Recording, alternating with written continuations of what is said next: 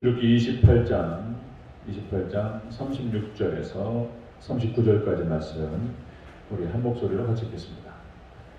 출애굽기 28장 36절에서 39절 함께 읽습니다. 시작. 너는 또 순금으로 패를 만들어 도장을 새기는 법으로 그 위에 새기되 여호와께 성결이라 하고 그 패를 청색끈으로 관 위에 매되 곧 관 전면에 있게 하라. 이 패를 아론의 이마에 두어 그가 이스라엘 자손이 거룩하게 드리는 성물과 관련된 죄책을 담당하게 하라. 그 패가 아론의 이마에 늘 있으므로 그 성물을 여호와께서 받으시게 되리라. 아멘. 네, 인사합니다. 오직 예수님, 예수 그리스도의 은혜와 평강이 있기를 축원합니다. 아멘. 오늘 함께 읽으신 출애굽기 28장 36절에서 39절 오늘 본문을 토대로 패의 복음적 의미라는 제목으로 말씀드리겠습니다. 패의 복음적 의미. 이 패라는 게 뭐냐면요, 이제 대제사장 아론이 이제 쓰는 모자 있잖아요. 모자가 이제 빵떡 같은 모자가 있습니다. 모자를 이렇게 쓰는데 거기 가운데 띠를 갖다가 두르는 거예요. 금색 순금으로 만든 띠였습니다. 띠를 딱 해가지고 여기 이제 청색으로 해가지고 또 묶어요. 딱 고정시킵니다. 여기 이제 순금으로 딱 번쩍번쩍 빛납니다. 여기 뭐라고 써있냐면 여호와께 성결이라고 딱 써있습니다. 이걸 딱 써 붙이라는 거예요. 하나님께서 이제 아론에게 주신 것입니다. 이 패라고 하는 것은 이제 그 히브리 원어로 키츠라고 해가지고 그 성경책 14번 나온다라고 기록이 되더라고요. 14번 나오고, 이거 꽃이라고 하기도 하고 번쩍이는 것이었습니다. 번쩍번쩍 빛나죠. 그래서 이제 금속판이었습니다. 자, 이 패의 복음적 의미에 대해서 살펴보도록 하겠습니다. 자, 패의 복음적 의미 첫 번째로 여호와께 성결이라고 인을 새기라 이렇게 말씀하셨어요. 36절을 같이 읽겠습니다. 시작. 너는 또 순금으로 패를 만들어 도장을 새기는 법으로 그 위에 새기되 여호와께 성결이라 하고. 아멘. 여호와께 성결이라고 쓰는 패를 이마에 딱 붙이게 하셨습니다. 도장 새기는 방식으로 새겨가지고 딱 그 아론의 그 이마에 이렇게 딱 붙여 놓게 하셨죠. 이거는 진리의 띠를 의미합니다. 진리의 띠. 이 펜 자체는 아론의 이마에서 번쩍번쩍 빛나는 것으로서 진리의 띠를 의미하고요. 항상 거룩하게 될 것을 상징적으로 보여주고 있습니다. 그래서 여러분들 온 세상이 비진리가 판을 치잖아요. 비진리가 판을 치고 이 세상이 어둡잖아요. 흑암이 완전히 혼돈과 흑암 가운데서 헤매는 거예요. 비진리가 판을 치고 엉망진창이죠. 그래서 여러분들 하나님의 진리의 말씀, 하나님께서 우주 만물을 창조하시고 하나님 만드신 그 모든 우주 만물, 자연 만물이 질서가 있는 거예요. 질서가. 하나님께서 운영하시는 질서가 있어요. 법칙이 있는 것이고. 근데 이거 벗어나 버려요. 벗어나서 사고 나는 거예요. 그래서 하나님의 진리와 말씀과 복음과 예수님을 벗어나면 아주 고통스러운 거예요. 우리 어른들이 그런 얘기 하시잖아요. 순리대로 살아야 돼. 순리대로. 착하게 살고 순리대로 살아라. 나이가 되면은 결혼하고 나이가 되면 애 낳고 순리라는 게 있는 거예요. 벗어나서 뭐 더 좋자고 하는 것들 다 고통스러운 거예요. 하나님 말씀 벗어나가지고. 한번 그때 그런 말씀 드렸죠. 뭐 비슷한 거예요. 여러분들 도로교통법이라는 게 있잖아요. 도로교통법이라는 게 만든 이유가 뭐냐면 차들이 생기니까, 차들이 많아지니까 이 차들이 이렇게 돌아다니면서 질서 있게 돌아다니기 위해서 몇 가지 원칙을 정했단 말이에요. 중앙선을 그어놓고 이쪽은 또 그러니까 이제 중앙선에서 한쪽은 앞으로 가고 한쪽은 뒤로 가고 이러잖아요. 이 차가 질서 있게 움직이잖아요. 근데 어떤 사람이 중앙선 왜 그어놓고 나를 못 건들게 만들어? 그래가지고 중앙선을 그어놓고 왜 내 마음대로 못 다니게 하냐 말이에요. 그래가지고 중앙선 넘어가면 어떻게 됩니까? 역주행하면 큰일 나잖아요. 자기만 죽는 게 아니라. 신호등 만들어 놓고 왜 신호등을 만들어 놔가지고 왜 빨간색이 그런 게 뭐 필요가 있어? 막 지나가 버리면 돼요, 안 돼요? 안 되잖아요. 빨간색은 멈추라고 해놨고 다 신호의 원리가 있잖아요. 다 질서 있게 돌아가는데 어떤 사람이 그런 거 무시하고 막 진행해버리면 사고 나잖아요. 안전판 있어, 안전판. 어디 진입 금지라고 딱 써놨으면 진입하면 안 되잖아요. 그죠? 자기는 가겠다는 거예요. 진입 금지라고 뭔가 막아놨으면 이유가 있잖아요. 그죠? 이유가 있어요. 진입 금지. 거기 막 지나가면 낭떠러지가 있을 수 있습니다. 막 차고 가요. 그럼 떨어져요. 그죠?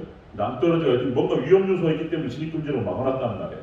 이런 것처럼 똑같은 원리인 거예요. 하나님께서 뭔 법을 정하시고 뭔가 이렇게 질서 있게 해놓으셨는데 넘어가 버리면 사고 나는 거예요. 그럼 자기 다치는 거예요. 또 자기만 다치면 괜찮아. 여러 사람 다치게 한단 말이에요. 하나님이 참 그런 거예요. 그래서 하나님의 진리의 말씀에 대해서 변개를 하거나 혼합을 섞어버리면 안 돼요. 순결하게 딱 놔야 돼요. 네? 진입금지라고 써놨는데 거기다가 막 칠해가지고 막 이렇게 지워버린다거나 그러면 됩니까 이게? 그럼 사람들이 볼 때 모르잖아요 또. 하여튼 그런 사람이 있어요. 하여튼 간에. 하여튼 이상하게 행동하는 사람도 있어요. 이게 섞으면 안 되고 변개시키면 안 되고 그대로 놔둬야 돼요. 하나님께서 다 말씀하신 거예요. 그래서 여러분들 계시 의존적 사고라는 표현을 많이 썼습니다. 계시 의존적 사고. 하나님의 말씀, 진리의 말씀 하나님 정하신 게 있습니다. 그래서 우리가 생각을 할 때 그 진리의 말씀과 계시에 의존해서 생각을 해야 돼요. 그 계시를 벗어나 버리면 사고 나는 거예요. 또 똑같은 원리입니다. 그래서 여러분들 또 헬레니즘과 히브리즘이 있어요. 히브리즘은 뭐냐면은 하나님 계시의 말씀을 그대로 순종하며 따라가는 거예요. 히브리인들 성경. 이 히브리 민족들 유대인들은 말씀을 그대로 쫓아서 율법을 지켰어요. 그런데 그러니까 이제 헬라 시대 때 하나님 말씀을 부정하죠. 뭐 이런 것들 부정하고 뭐 하나님께서 세상을 만드셨다 운영하신다 이런 거 믿지 않아요. 그러니까 이제 말씀에 벗어나서 계시에서 벗어나서 자기 마음대로 생각하는 거예요. 이제 그러면서 이제 헬라 철학이 발달합니다. 무슨 뭐 아리스토텔레스, 소크라테스, 플라톤, 아리스토텔레스 고대 철학부터 해가지고 철학이 발전하죠. 그들의 어떤 철학 사상이 또 인류에 많은 영향을 끼쳤어요. 그 철학 사상이 쭉 내려오다가 이제 뭐 근세에 들어와서 칸트가 어떻고 해겔이 어떻고 막 밑으로 내려옵니다. 그러니까 이 모든 것들니까 하나님 말씀 계시에서 벗어난 모든 사고 패턴, 어떤 사고 패턴과 이성, 생각, 행동 다 사고 나는 거예요. 다 사고 납니다. 그래서 여러분들 칸트 때문에 자유주의 신앙이 나오는 거예요. 칸트 때문에. 해겔로 인해서 하나님께서 말씀하셨어요. 하나님께서 사람에 대해서 뭐라고 표현하셨냐면 하나님의 형상이라고 그랬어요. 사람이 소중한 이유는 저도 소중하고 다 소중하신 분들이잖아요. 사람은 다 소중해요. 그것은 뭐 어떤 사람이 그런 얘기 하더라고요. 나도 귀한 집 자식이고 저도 귀한 어머니 아버지의 귀한 자식이었고 다 그런 존재들이 아니냐 이렇게 또 표현하는데 그것도 그만 틀린 말이 아니고 사람이 귀한 이유가 뭡니까? 사람이 귀한 존재인 이유는 뭐냐면 하나님의 형상이기 때문에 그런 거예요. 아멘? 하나님께서 당신의 형상대로 사람을 창조하셨다는 거예요. 하나님 형상이기 때문에 그게 소중한 거예요. 사람 함부로 하면 안 되는 거예요. 그럼 여기 벗어나버려. 벗어나면서 뭔 생각이 들어오냐면 사탄이 주는 생각이에요. 유물론, 진화론이 내려오기 시작하면서 변증법적인 유물론이래. 해겔 중심으로 해가지고. 그러니까 사람이 있잖아요. 하나님의 형상이면서 그런 어떤 생명의 소중함 별로 중요하지 생각하지 않아요. 그러니까 이제 어떤 사상이 나와서 그냥 물질이 결합을 해가지고 이루는 물체라는 거예요. 물체. 이게 변증법, 이게 유물론. 그래가지고 사람의 마루타라는 그런 개념이 나옵니다. 그냥 2차 세계대전 때 막 생체 실험하잖아요. 전혀 죄책감을 못 느껴요. 그냥 마루타 통나무일 뿐이야. 막 생체 실험해요. 막 잔인하게 그런 장면들이 너무 많아요. 제가 입에 담을 수 없을 정도로 그렇게 생체 세례를 했어요. 어떤 어머니를 갖다가 그 아기를 안고 옷을 갈게요. 아기를 안아. 그리고 여러분들 저기 맨발로 얼음이 올라가게 만들어요. 바닥이 다 얼음이. 그러면 있잖아요. 아기를 안고 있다가 어떻게 하면 관찰하는 거예요. 그러면 그 모성이가 얼마나 가는가 한번 보는 거예요. 근데 1시간, 2시간 지나잖아요. 발이 얼음이잖아요. 발바닥이 지금 맨발이잖아요. 몸이 얼기 시작하죠.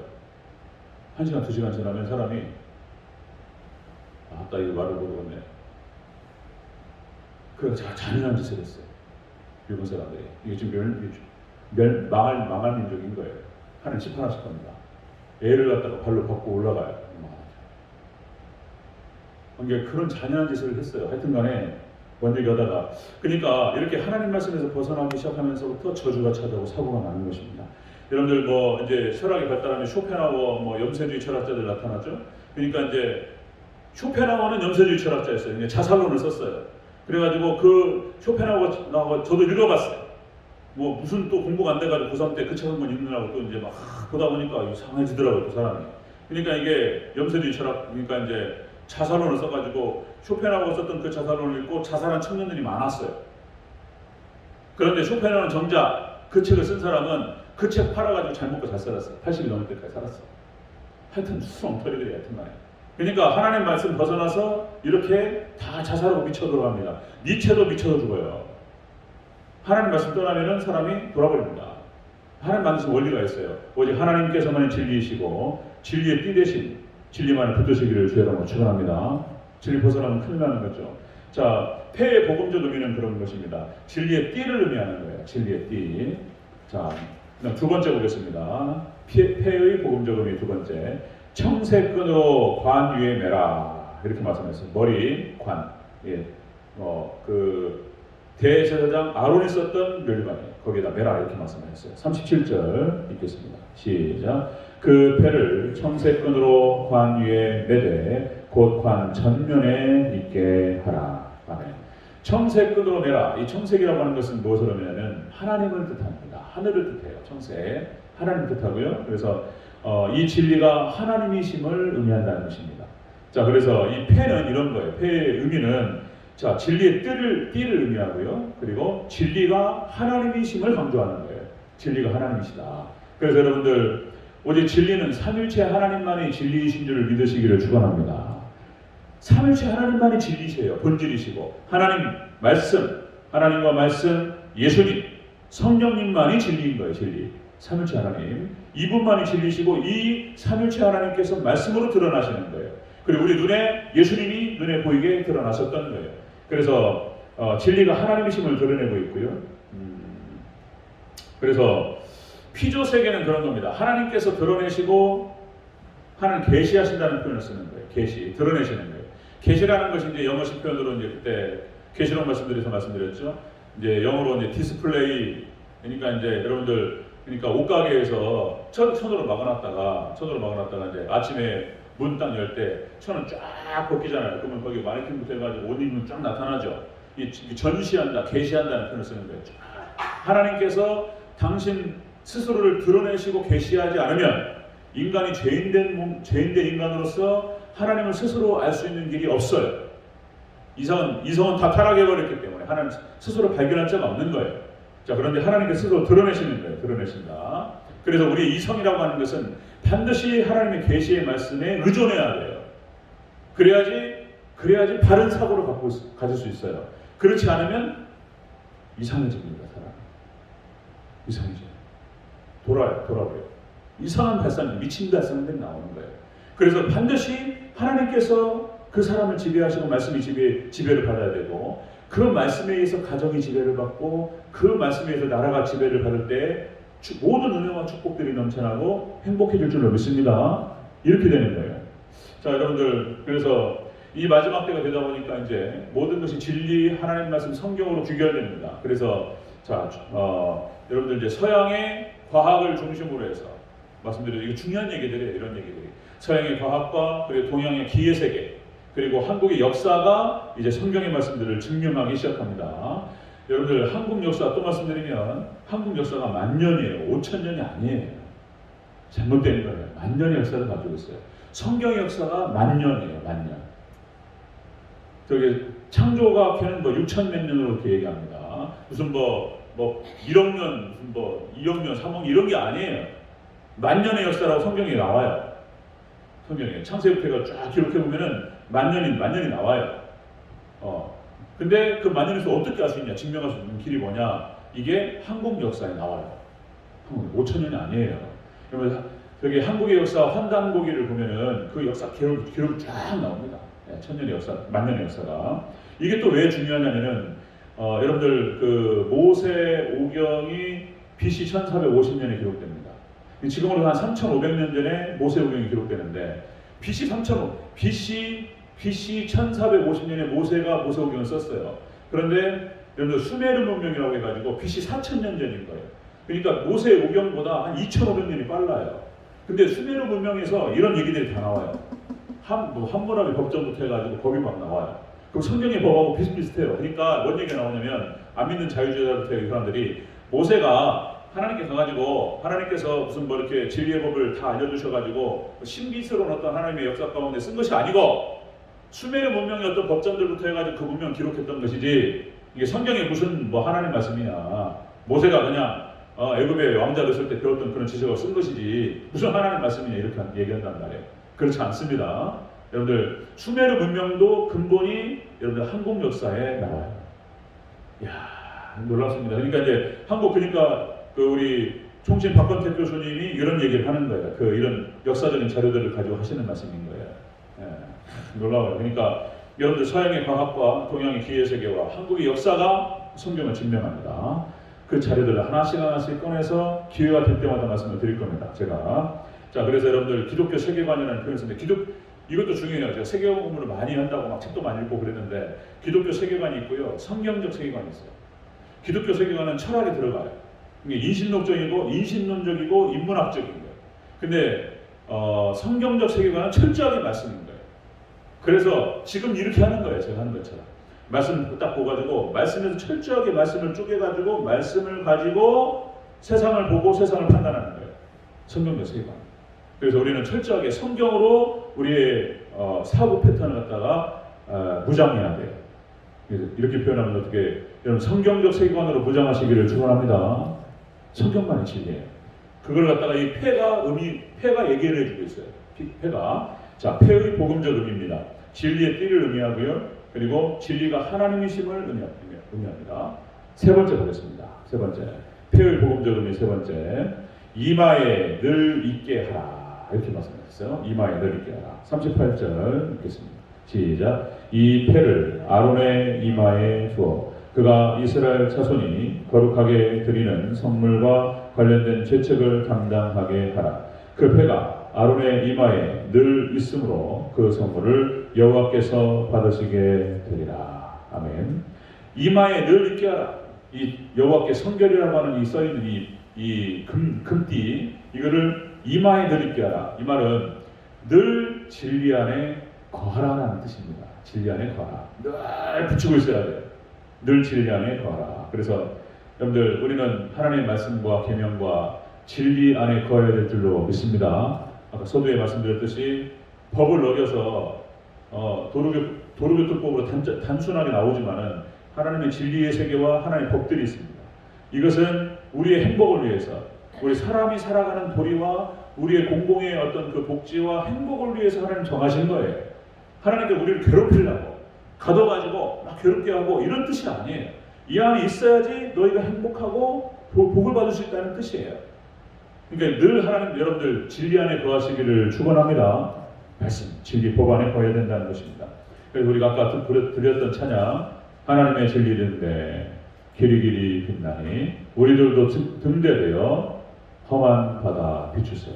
등대가 그거잖아요. 아무것도 안 보여요 밤에. 근데 등대가 딱 돌아가요. 반짝 하잖아요. 그러면은 이 근방에 섬이 있다는 거예요. 그죠? 아무것도 안 보이고 바다가 막 바다에 항해를 할 때 뭐 별을 보고 이제 판단하는데 칠흑같이 어둡고 이제 여기 구름이 껴가지고 아무것도 보이지 않을 때 등대 보고 방향을 잡아요. 그죠? 그런데 우리가 진리의 등대가 되어서 방황하는 사람들에게 방향을 잡을 수 있도록 방향타 역할. 그런데 우리 거룩한 진리의 등대로서 사명을 감당하는 저와 여러분 되시기를 축원합니다. 진리 등대 그것이죠. 그래서 진리는 삼위일체 하나님밖에 안 계시고요. 하나님과 예수님과 성령님이 진리시다.